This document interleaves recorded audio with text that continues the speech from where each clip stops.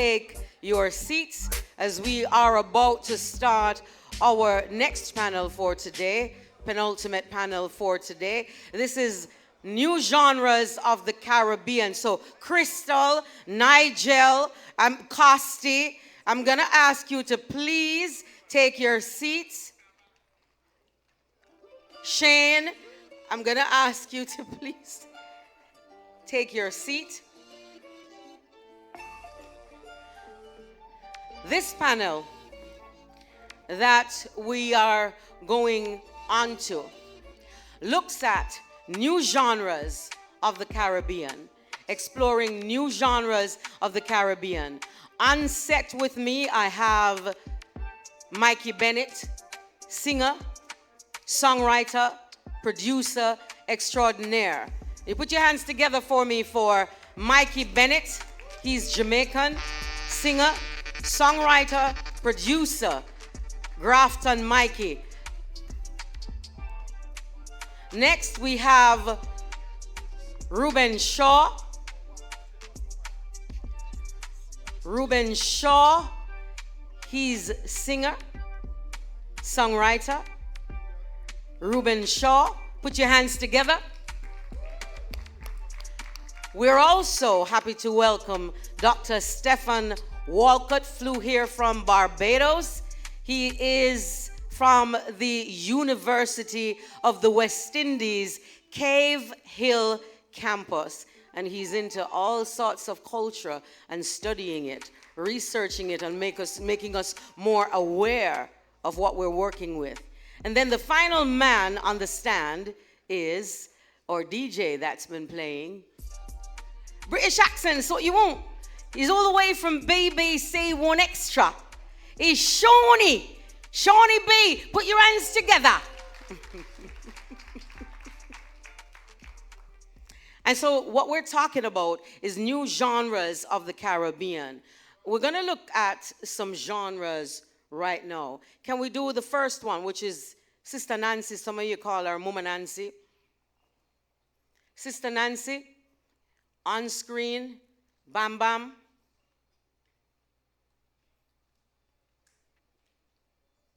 New genres of the Caribbean is what we're talking about. And we are set to explore some genres right now to start. Sister Nancy, Bam Bam. Well, if we don't have that one, what do we have? Do we have the Bounty Killer look? Is it set? Can you play, please?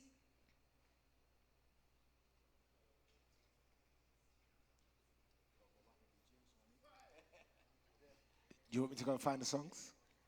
No, because they actually have the visuals.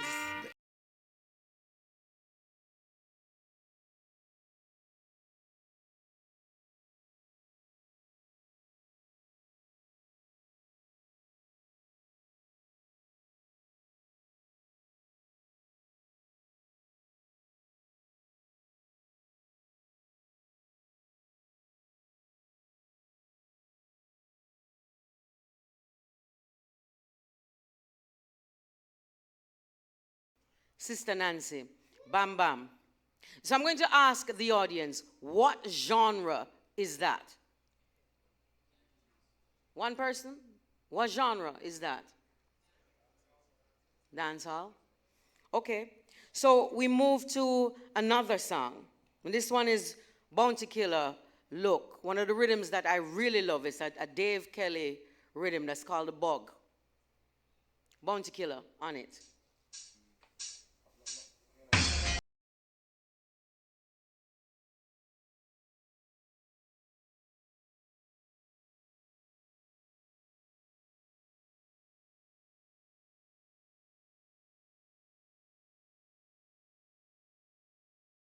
So if you see how pixelated that video is, you know from when we make video. What genre was that? What genre? Okay. So we're still looking.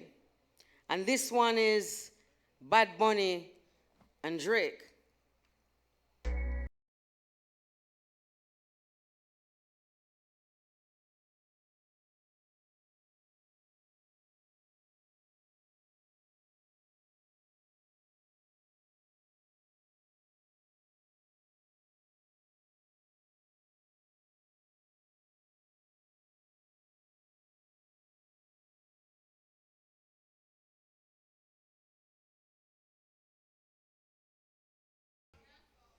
What genre is that?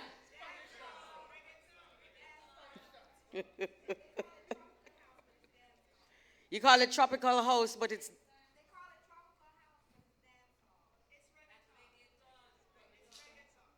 Okay. Let's keep moving. This one is Prince Swanee.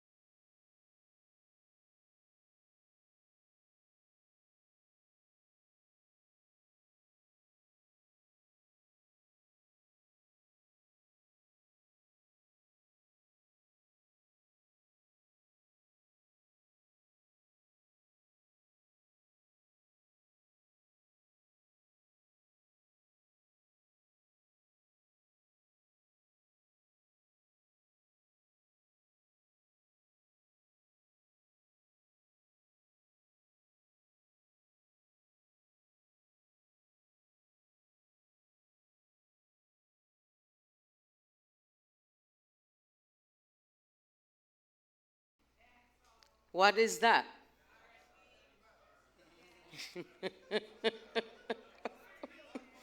Okay, so let us look at the word genre. We're speaking of new genres of the Caribbean. A genre is a specific type of music, film, or writing. Your favorite literary genre might be science fiction, and your favorite film genre might be horror flicks. Go figure. In music, though, genre refers to a musical style such as jazz, salsa, rock, dancehall, reggae. You're welcome. Lest we should leave it out. So I go to my panelists and I ask them 2 questions. And each person gets an opportunity to answer before we jump right into, because I know we're going to argue, because I have all kinds of strong personalities up here. So I expect the argument. I'm asking one from each of you, what is a genre to your mind? And 2, to describe the genres. Tell me what genres you heard a while ago from the songs that were played. We heard what the audience thought, but we are the experts up here. What genres did we just play? And what is a genre? We start with you, Michael, and we go that way. You'd like to start with Shawnee? Let's start with Shawnee. What's a genre? I think a little while ago, it was a lot easier to define what genres were because everything fell into a pocket. Reggae was reggae, hip-hop was hip-hop, R&B was R&B. But now, those lines are a lot more blurred because you have got genres merging into each other.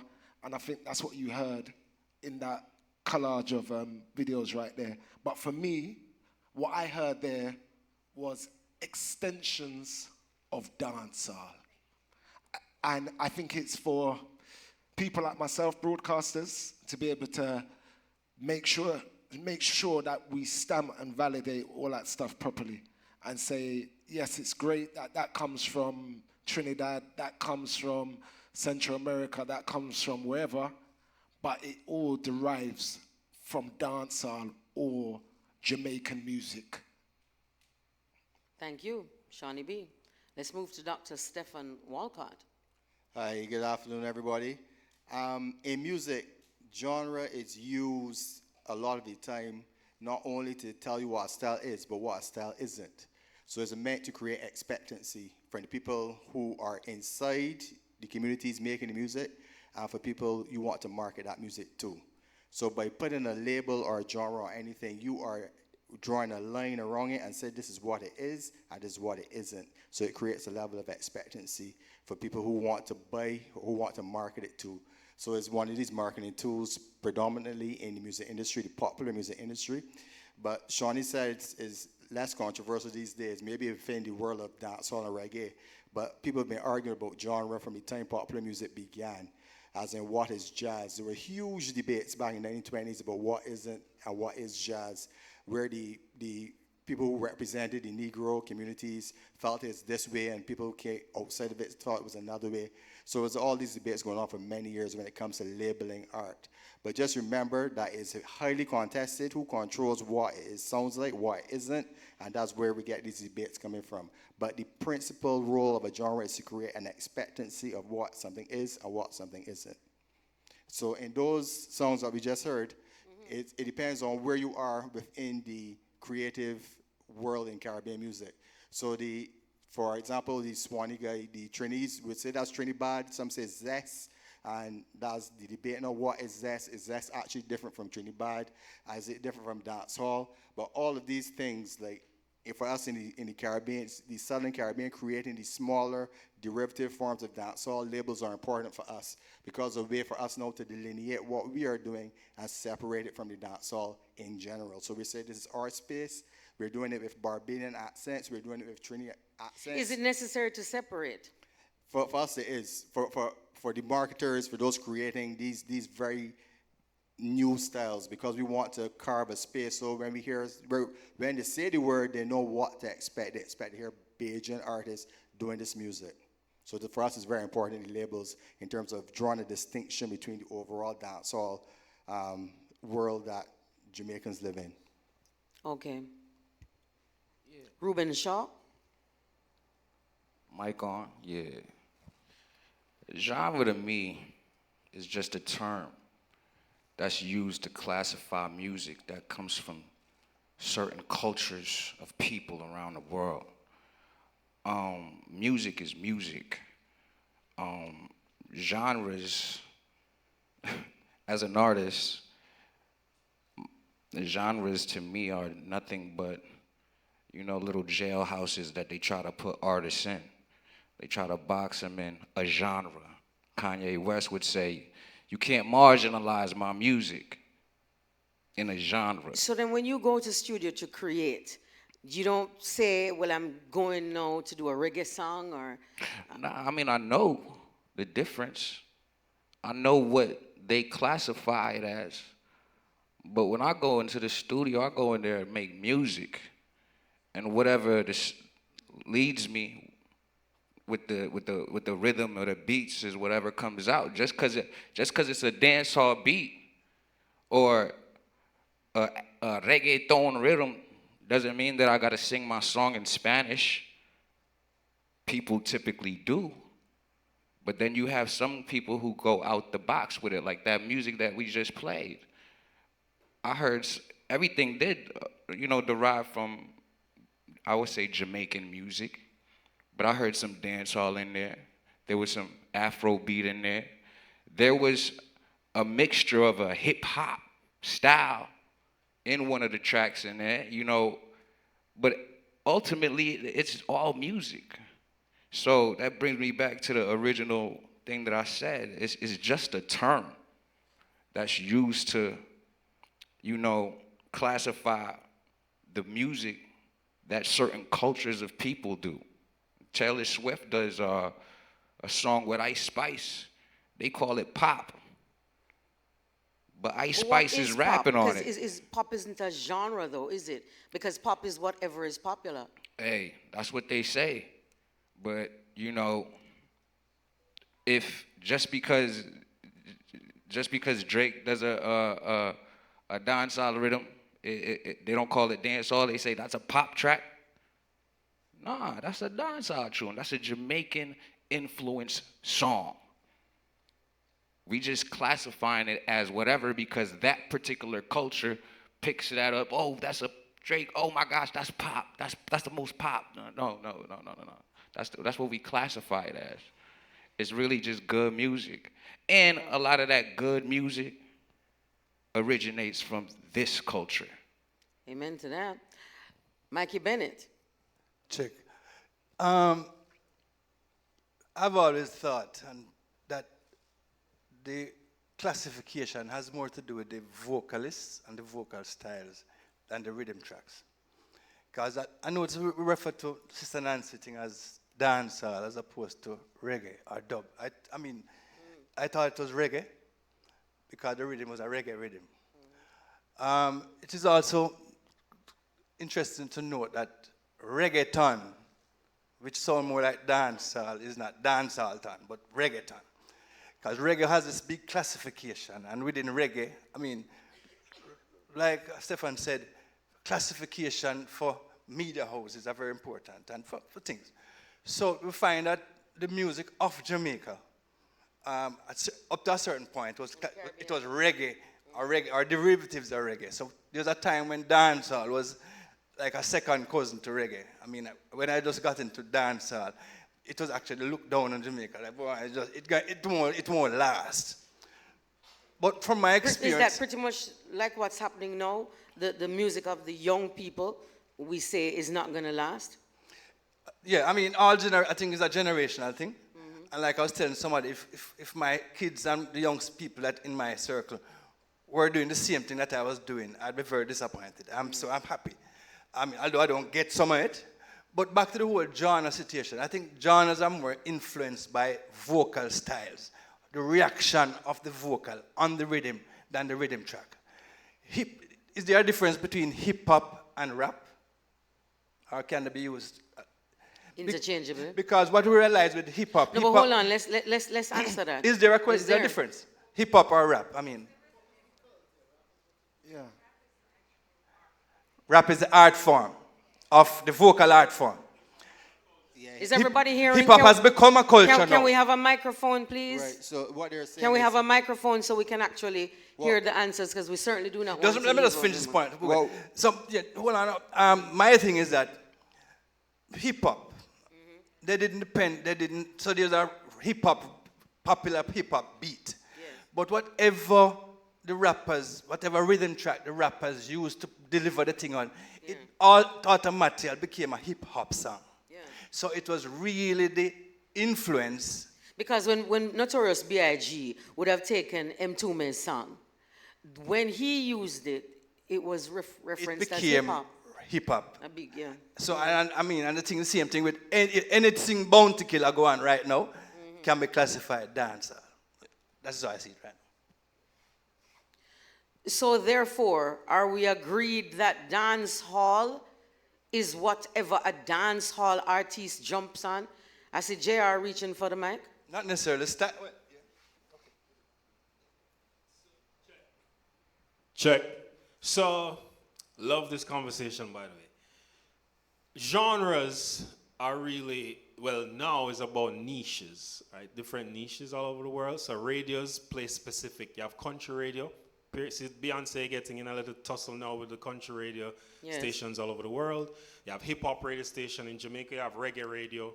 You have Cool 97 that just plays a type of music. Whoever, that's niche. But there's a money component to different genres. There are 110 songs that are certified diamond in the US. The top 4 are dancehall songs. Ed Sheeran, Shape of You, French Montana, Unforgettable. Drake have One Dance. That's both a dancehall and a Afrobeat song at the same time. Wizkid and Drake, right? But no one classifies it. There's one more, I don't remember. Justin Bieber. So you're saying that what Let me makes tell you what it I'm saying. both dance hall and Afrobeat is Happen- because you have two different artists. No, because of the sound. Because none of them are. None of them were really. They sang the same type of groove, if you listen to the song. But On the same rhythm. On the same rhythm. But Wizkid is an Afrobeat guy. Right. The beat is dancehall for One Dance. And Drake, Drake appropriate anything that makes sense, right? Making it a dance hall song? Making it a dancehall song. However, no one calls it a dancehall song. And because of that, people say dancehall now sell. Why no one calls it a dance hall song? Because as he made the point, if Drake does it, it's pop. if Or because we Rihanna don't does have it, the ability to market ourselves. but- and market no, our- the But person, the genre is always tied to the person who's the bigger artist? versus the sound of the record, or True. where the culture that stimulated the record. Okay. Okay. But that's why I think it's so important that we do have these labels, because what happens for me is that the community is then left out of the conversation when it goes forward. Because everybody's here talking about the culture, we're doing it for the culture. But for me, when we do it for the culture, and then the culture extends itself out to other people and everybody else hugs up the culture, where is the community in this? And I feel that the community of dancehall and reggae has been left out of the sound moving forward because we haven't put that title on it. I'm not sure I understand. Explain that a little. As in, for instance, like what you said, the points, the 4 top records that you're saying, that the highest selling records, yeah? They're dancehall records. But where are our dancehall artists behind all of this? Yeah, but here's the thing with us Jamaicans now.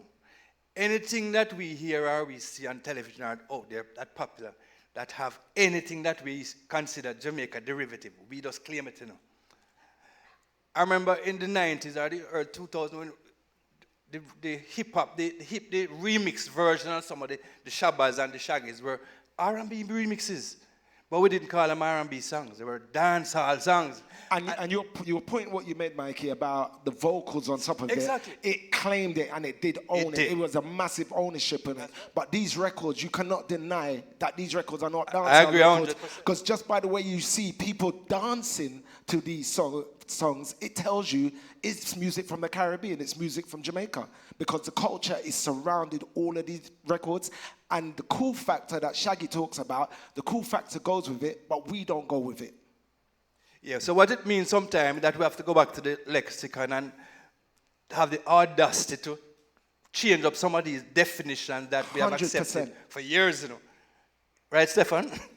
But that's the thing about genre, right? And music especially, it's not necessarily biology, because the definitions are always shifting depending on your point of view, right? So you might define it musically as dancehall, as this, has this beats coming on, this beat, this offbeat here, but then you put a Japanese artist on it, and you put a K-pop artist on it, and suddenly that definition shifts. And that's the thing with genre, it will always be these kind of debates where people say, is this, it is that, because they're always shifting depending on your point of view, and depends on who's saying it, and what power they have, and if the community validates it. Because for us in the Caribbean, in the other part of the Caribbean, Jamaican validation means a lot to us, right? When Jamaicans get behind an artist and said, yeah, man, that man is it, and is hitting in Jamaica, that all of a sudden brings another layer of validation. That's because you guys own the Street genre. credibility. You all are seen by us to own the genre of dancehall and reggae. And you can only have that authenticity when you hit in Jamaica and when you guys give it that approval, right? Because that is your genre that you own. While it's all, and somebody said that they don't own the genre. The other people, you know, it's always back and forth. But for us, that's why I said that genre is changing depending on your point of view, because to us, you guys own all of that. So if you were to tell a Barbadian that all those songs were dancehall, I'd be like, okay, fair enough, yeah, Jamaicans say it, so it must be dancehall. So it must be dancehall. Yeah, it must be dancehall. But so I want you to continue now to tell me, from your studies, what would you classify as new genres of the Caribbean? Let's say we're starting from a place of ska, rocksteady, mento. We move to reggae, we have dub, and we have dancehall. What would you say, if any, are new genres of the Caribbean? New genres to me are all of them have this dancehall derivative, the ones that I've heard come out from our part of the world. All of them are based from the time a person starts to do the speaking on with a musical track as a back end, that open up a door to a whole set of creativity where people who are not necessarily musically trained in the classical tradition. And because of that, we had a whole offshoot reggaeton, and for us now is what we call Bajan dancehall and Bajan dub, where we do it now in Barbadian accents, which sounds to us completely different. Some people outside of the Caribbean may say it doesn't sound that much different, but to us in the Caribbean, we recognize that Barbadian accent is really different to the rest. So it brings another genre to me. And the Trinidadians are now doing it with Swanee, etc., and the Trinidad guys. And those are the new genres to me, the ones that are derivative of dancehall, that are now claiming their identity separate to the overall dancehall tradition from Jamaica. So at what stage does a new movement or a new style become a genre? That's where the debate comes in. But for me, is when there's a community that supports the idea of this new genre. It's not just one guy putting up his hand and say, yeah, this is new genre, it is this. It's when the other people begin to replicate what that person's doing. And we hear a style coming through where multiple people are doing this, performing, producing, singing music like that guy.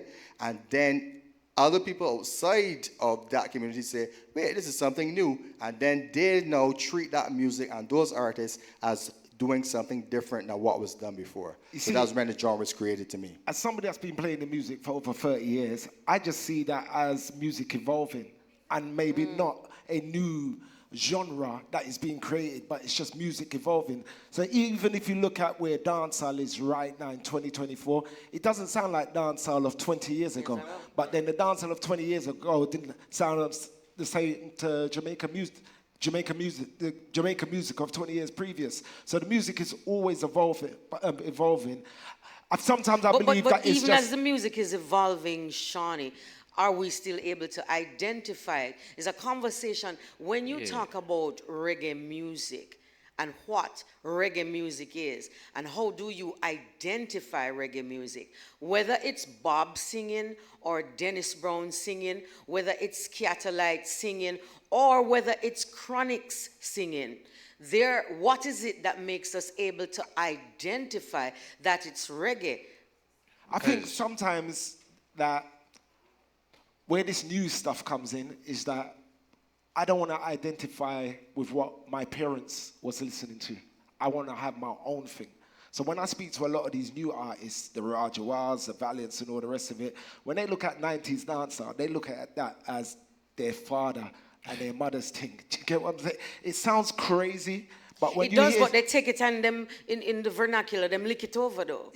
Yeah, but it's like, I suppose when I was listening to Beanie and Bunty in the 90s, Gregory and Dennis, and that was like my mother and them lots thing. So now, when we're listening to Valiant and Raja and Kraft in 2024, Beanie and Bunty is what, like, we would call it revival old school music in the UK. That's their thing. I think it also comes with, I always tell people that I feel that as the elders, the mature people, that we're in a battle for the space. Because I feel that as the older ones right now, we're a bit of an experiment. Because I'm 50 years of age this year, and I still think I'm one of the most relevant dancehall DJs that finds new talents globally right now. When my dad was 50, he was not thinking about none of this. What I still so want we're still you to tell fighting. me, We're fighting Shawnee. their space, and we're trying to tell them what it is. Where we're kind of like Still, Shawnee, how are you identifying it? And I want Mikey to come in here also. And For me, it's how are you dancehall. identifying it? For me, when I'm on the radio, it's I want you to dancehall. answer my reggae question. Okay. Because we're looking at genres and we're looking at the evolution of genres, which I have no problem with as we have this new genre discourse. However, the point I'm trying to make is whether it's Gregory or it's Bob, whether it's Dennis or it's Maxi Priest, or it's Protege, or it's Leila Ike, and we call it still reggae. How are we identifying it? And even as it has evolved, what is it that makes everybody know that it's still reggae? Because it's original. That's what it is. You can't change the sound of reggae. It is an original creation from our people. Everything you said is right about dancehall, but it's still dancehall. You can't change it to call it trap dancehall or tropical outside reggaeton. It's dancehall. So how come we don't rename reggae? Until somebody, you're gonna rename it because it's a new time. It's like we said, the young kids don't wanna watch Family Matters with me. You know what I mean? They wanna watch Love Is Blind on Netflix. They don't wanna watch Family Matters. You know what I'm saying? They want that new thing. But this is the thing. I don't believe that new thing has even been created because an original sound is brand new. It doesn't sound like anything that there was before. Right now, I think the genre of dancehall, you know, we're tapping into other genres. Whereas back in the day, other genres was tapping into us. Facts. You see what I'm saying? Yeah. We over here trying to mix our music with their music. When they was coming in, they sampling us. That's a problem. So we ain't ready to say that we got a new genre here. We too busy trying to give it away. So is trap dance hall a new genre? Is Trinidad a new genre? If that's what the artists want to say, yo, me a new artist, I trap dance hall artist. Okay, if that's what helps you sell records. But I know the truth. That's dancehall music. You trying to mix it with a little rap style that they do in Atlanta. Sells you a couple of records or gives you a couple of streams or whatever. But it's nothing really out the box. It's not original. It's not touching me. When reggae came out, it was original. When Bob Marley was doing his thing, it was original. That's why 50 years later, they could come out with a movie about him. You know what I mean? To tell the story or try. You know what I mean? Ain't nobody gonna tell the story about how we created a sound and then you named 4 of the top records or whatever. None of those people was Jamaican. You said Ed Sheeran. You said Drake. Ain't none of them Jamaican, so we gave away our genre only to go tap into other genres that don't belong to us when they're still coming and tapping into our genre, selling millions of records. Okay, good point. Let's get back though to what makes us know that reggae is reggae. Mikey, as a musician, what makes us know that reggae is reggae? And especially since you are the person that has put forward that what makes us know dancehall is based on who is sitting on the rhythm. But what makes reggae still reggae, whether it's Layla Ike or it's Coco T or it's Dennis Brown? It's a hard one. Reggae, like I said, we grew up with different styles of reggae. As a musician, as a producer, when you decide to make a reggae track, if the artist wants a reggae track, we have a feel of thing. It's a one drop, it's a straight 4, it's a steppers, it's a whatever style, and we have a different choice that we can make. You say, let me hear this, let me hear the melody, let me hear the flow of the song. Based on the flow of the song, you come up with a beat because you want a reggae track. If the person said they want a dance hall track, based on, in my time of producing, it's one of the boop boop or a sling thing. So we have within the industry, we have some codes for the various type of thing. What the youngsters are doing now, without the kind of, without the gatekeepers there, because that is what has changed all of the situation now. There was a time, Shaggy mentioned, there was a time when there were few producers and there were lots of artists. So lots of artists were lining up at the doors of these producers because that was where the gatekeeping started. And they would decide who they think they could sell. Because it was about selling music, Then the other set of gatekeepers were the radio stations. Then with technology now, and every youth have a computer and a thing, and is a potential producer, potential thing. And it's also now, because of the whole digital platform, he's his potential distributor. He don't need to go to radio anymore. So they can get these beats off in the internet, and then we're living in a much global world than, my kids live in. Because when you listen to the playlist and the stuff that they're listening to, they're not listening to reggae alone. They're listening to all the different things that, when you go on YouTube and the algorithm start to throw all these rhythms at you, the youngsters now are reacting to all of these things that they're hearing. I said, but I can sound like that, I can sound like that. And they're experimenting, and somebody does an experiment, and something blows up, and all of a sudden becomes a trend. So that is what is responsible. But to get back to genre, like Stefan said, I think genre has a little place. In other words, to qualify to become a genre, you have to have X amount of material, popular material, in that thing that people can go back to. And it's okay. I mean, so genres are there forever. In other words, so there's nothing wrong. Next week, the most popular song in Jamaica might be an old reggae song that Dennis Brown would sing, or it might be a Dave Kelly kind of dancehall song, or it might be one of the new beats that the youngsters coming up with. So that is one of the dynamic things about the music and about the whole recording industry. So the whole question of genre, I mean, when you ask me about it, I said, is there a new genre in the Caribbean? Right. I don't know. Right. But there are all these genres being bandied about. There are all these names that we have given things, and we're calling them that. But then we're hard-pressed to describe what it is. I want to jump to Shawnee B. You are a DJ, which you also play on the radio. When it is that you are now, and Mikey alluded to it, you are now playing a reggae set or a dance hall set. These things that we're now arguing about, and can we make sure there are two mics in the two mics on the floor, please? Because I'd love for our audience to jump in after Shawnee. You are playing a reggae set, or you're playing a dancehall set. You're playing a soca set.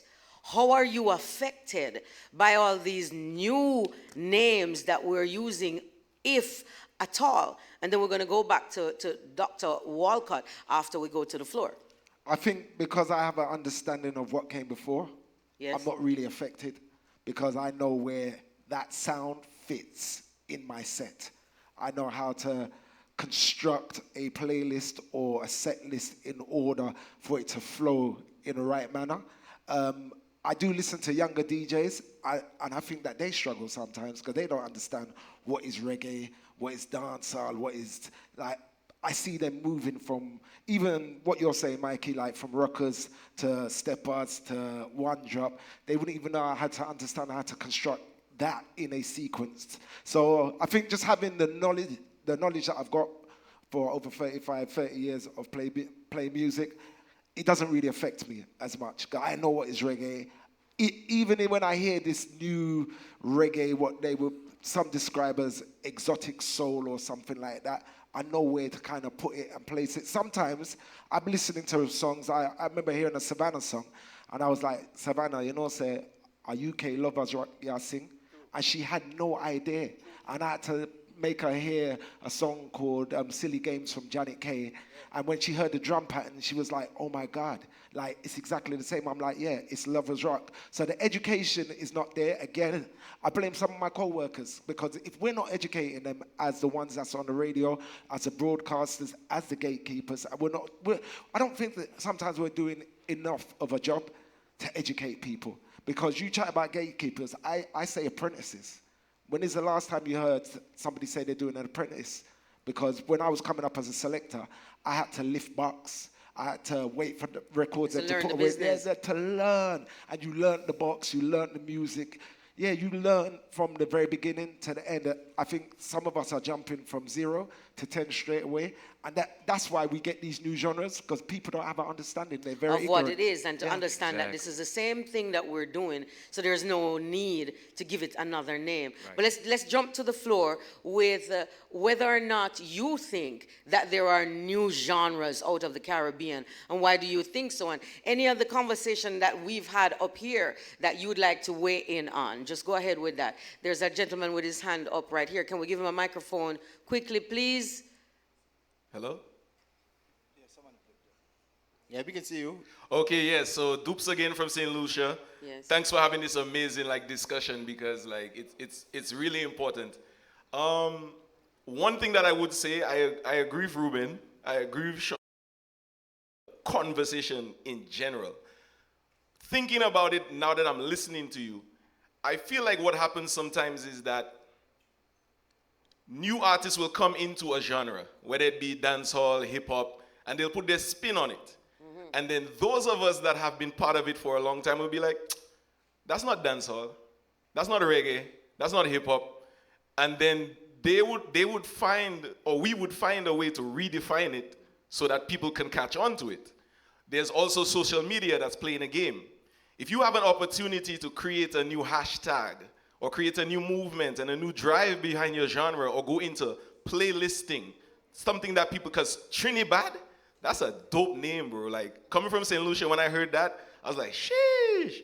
You know, Trini have a new vibe. So it's like, I think that's part of it. I think those are the factors I think that contribute to it. But I think at its core, it's kind of like what Shawnee says. Like, when I hear a record, I always go back to the roots of the record. I can remember being in Stamford, Connecticut, and my cousin she's listening to, have you heard this new Justin Bieber? She didn't say Justin Bieber. She said, you heard this new Sorry song?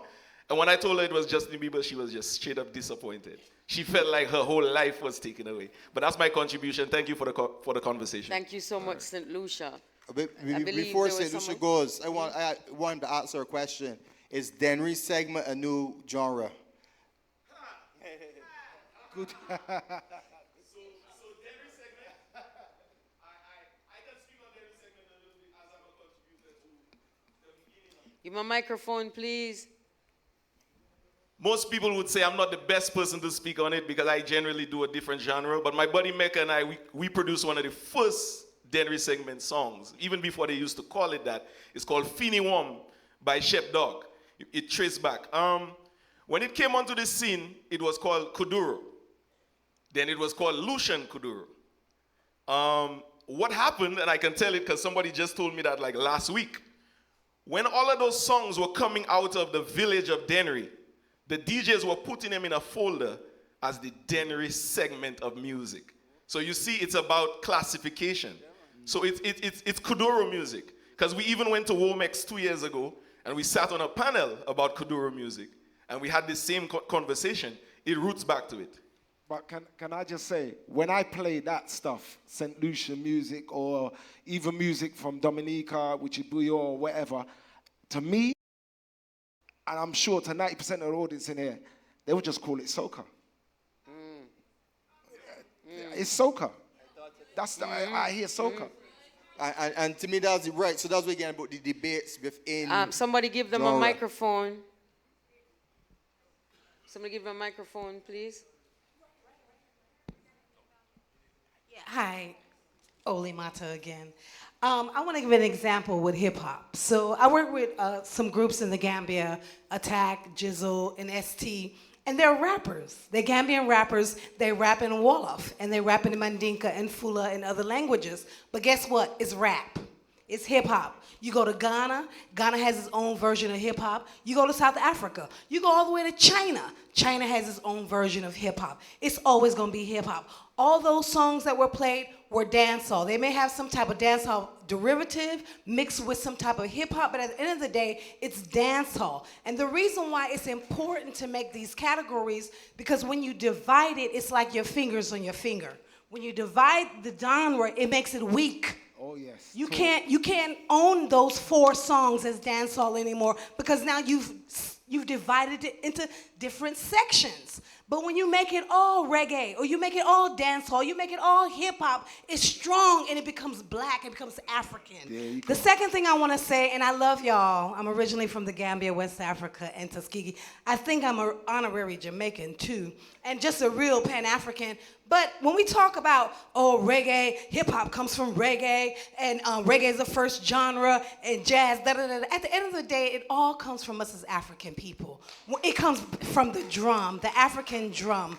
And when we go back to history, as a historian, the first type of music, especially in our communities, was the griot and the drummer.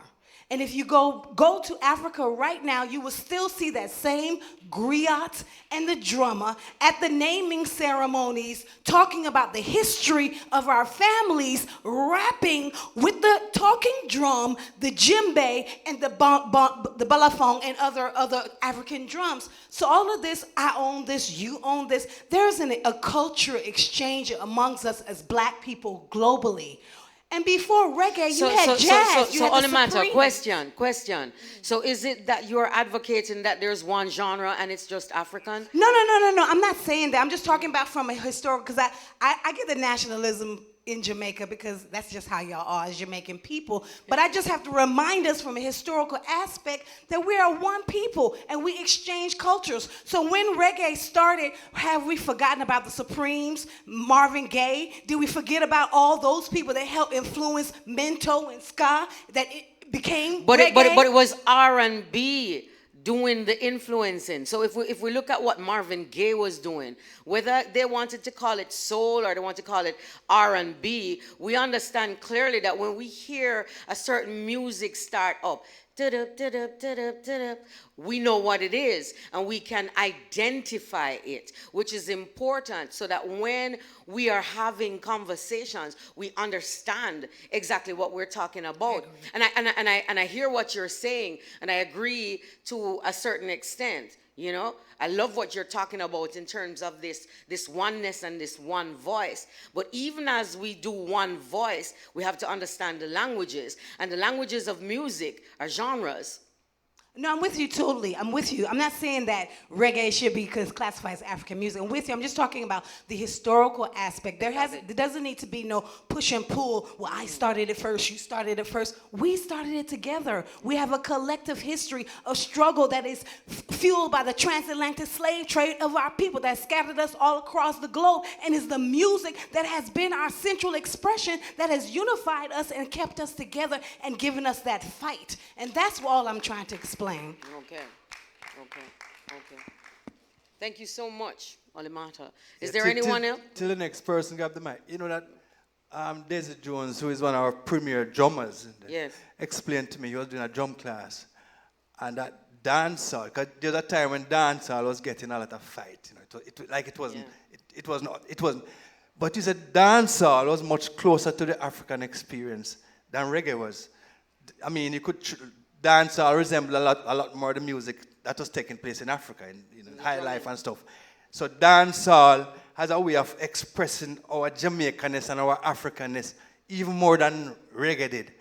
And I was surprised, but after showing some examples, I had to agree, wow, this is something that, I mean, just like a eureka moment for me. Interesting. Is there anybody else on Yes. the floor? Good afternoon. Yes. I have the mic here. Go ahead. Yes, good afternoon, everyone, and welcome to the guests. My name is Giovanni White. I'm from Area FM, of course. Not a question, but mostly a take, and I would love to hear what the panelists think about it. So, based on a conversation that I've had with executives, artists, we've noticed a trend, basically, for persons, and I'll name a few artists. So, Swanee, what's his name? The other one that we just played on the screens. Byron Messiah. And let's say we put, what's that girl was arguing with Jada the other day? Sorry, I can't remember the name. Steph London. All right, so I'll use those three as an example. Mr. Walcott stated that in order for something to become a genre or collectively acceptable, then the community in itself has to accept it, right? But here in Jamaica, the minute we heard Swanee's song or Byron's song, we automatically categorized it as dancehall. But the minute that they went against what the Jamaican culture is, we no longer accepted them as dancehall artists. You understand? Are we following where I'm at? So I'm saying if it is that culturally Jamaicans believe that dancehall is theirs, then how is it that we only get to determine who is a dancehall artist as to how we personally feel towards them in regards to what it really is, if it is a beat, the sound, the vocals, etc.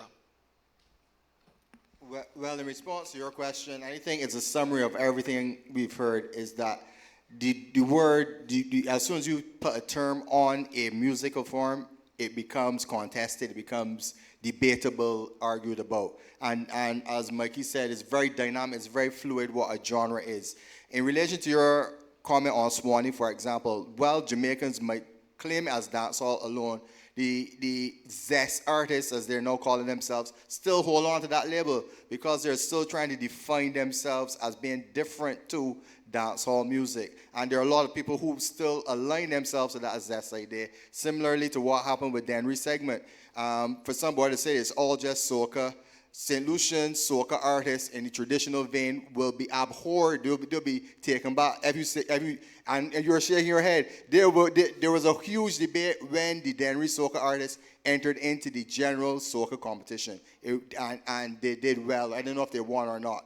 But the traditional soca artists were not having it. And that's the nature with genres. It becomes very contested. People become very protective of their areas. There's a whole set of issues at play here. There's economics, there's identity, there's market external forces, internal forces.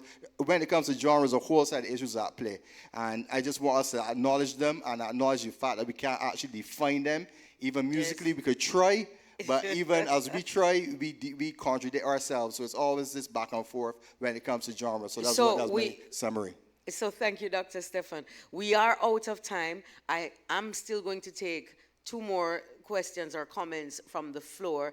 And what I'm finding from us here on the stage is that basically we're saying there are no new genres out the Caribbean. Could subgenres be a compromise? Subgenres could be a compromise. 2 more from the floor and then we wrap. I've gotten the wrap-up signal a long time ago. Ahmed is about to walk away.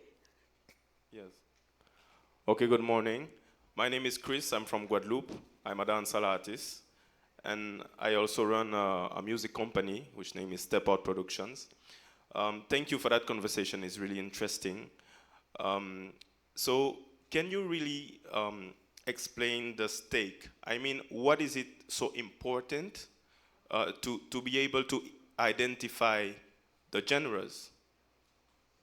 So that it doesn't get lost in the wrong hands. You got to be able to identify something that you created, or else when it goes to another artist or somebody from a whole nother culture, it can't be claimed by them. You understand? Another thing is that, I grew up in the record shop era. So we used to go to record shops and buy things. When you went into a big record shop in America, because we used to do, as we travel, the first thing we do, we go to a record shop and to buy records. When you go into a record shop that has 10,000 records all over the place, and you're trying to find the records that you're trying to get, there are signs. Hip-hop, Latin soul, so on, so on, so on, so on. So the classification helps a lot of times. You're trying to find a playlist or something to listen to, and you look at it, you go to your thing and say, oh, country music. So it kind of helps, as someone has mentioned, you know what to expect. So genres, but like I said, based on our discussion, and what happened in the Caribbean with the various slight changes, that's why I suggested maybe subgenres would be a cool definition for us to look at some of the things. Maybe we need to enter into the economical part of it, because we have that concern in the French Caribbean. The genre zouk infused into mainstream French pop music. And right now, we have a problem because the music is not recognized. We're not getting the right money from it. And how do you address this problem?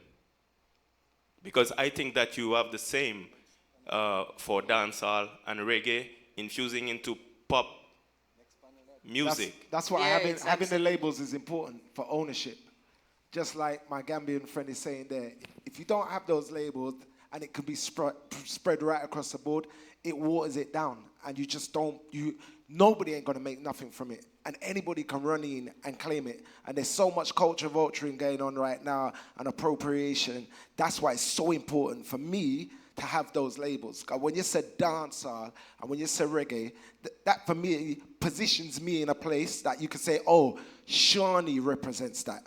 That's the man that represents that. If you don't have those labels on it, anybody can step in and say, oh yeah, I can represent that. Yeah, and your problem is a very specific one, and not specific, it's also general. It's that the ownership of genres to a culture and how to maximize that economically. That's very challenging because you can't copyright genre, because we can't even define what a genre is. So putting this in a court of law, we're some of the best minds in the Caribbean. So so we won't be able to defend it and say that Guadeloupe owns it. It's just one of the things that happens when our music becomes global. That it will happen and someone will end up making more money from it than us in the Caribbean until we have the right systems and infrastructure, as Shaggy was trying to emphasize earlier. And our marketing. So catch the marketing panel. Then there's a wealth management panel. That's a good question for the wealth management panel too. I want to thank Mikey Bennett. I want to thank Ruben Shaw. I want to thank Dr. Stephan Walcott. And I want to thank Shawnee B. Most of all, I want to thank you for having allowed us to have this conversation with you. And I end by saying it appears we do not have new genres in the Caribbean, but subgenres. I thank you. My name is Judith Bodley.